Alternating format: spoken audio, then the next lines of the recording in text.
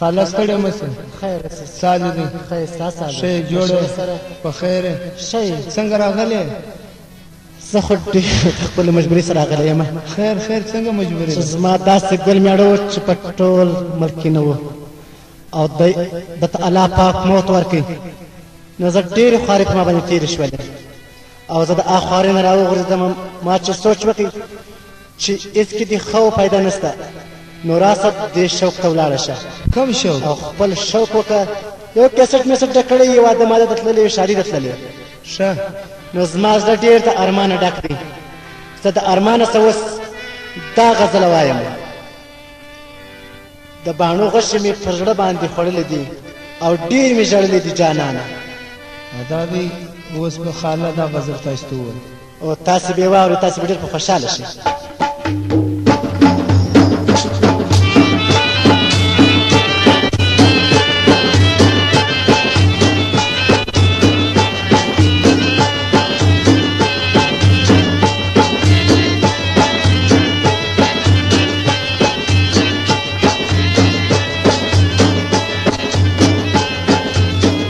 د باڼو غشې مې پر زړه باندې خوړلې دي ډېر مې ژړلې دي ډېر مې ژړلې دي جانانه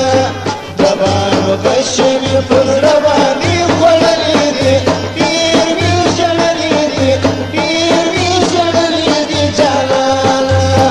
د باڼو غشې مې پر زړه باندې خوړلې دي ډېر مې ژړلې دي ډېر مې ژړلې دي جانانه الله که د هر چا ارمان وکاږي او زما ارمان نیمګړی پاته شو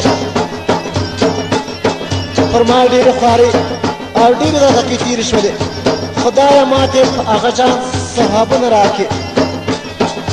او زما په شان بل داسې مه مجبوره کوې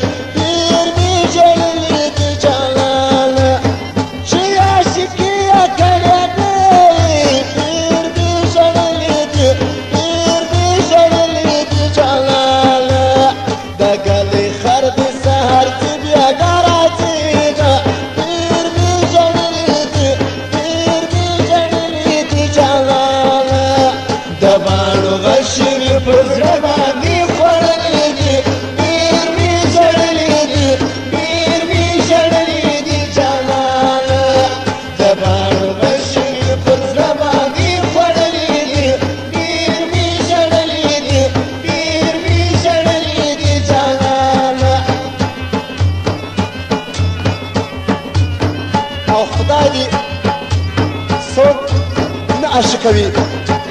او عاشقي ډېره بده بلا ده زما سر وړلی کور پاته شوی دی او زما ټول دوستان قریبان زما نه پاته شوي او زه نن د خپلې مجبورۍ نه غزله وایم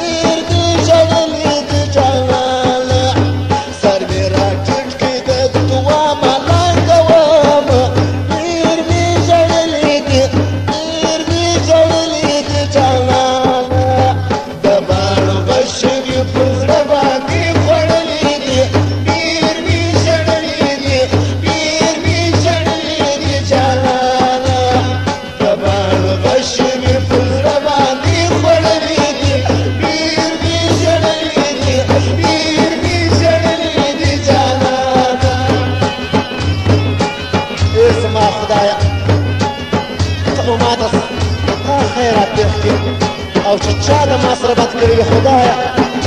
دې په هغه جان ورسره وکړې او لکه زما ارمان چې نیمګړی پاتې شو ته د دې هم ارمان وکړي خدای پاکه ته ماله مرګ راکړي او زما مرګ قبول کړي زه د غمه لیونی شوم او لیونی شوم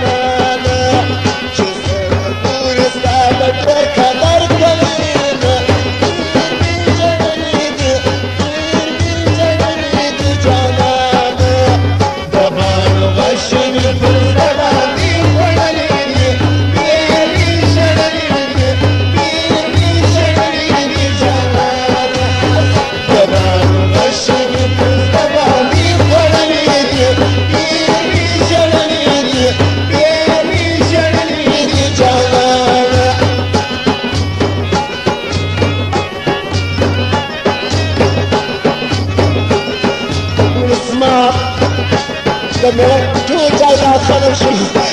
او ظالمانو یې دا یې د ظالمانو کور خراب کړي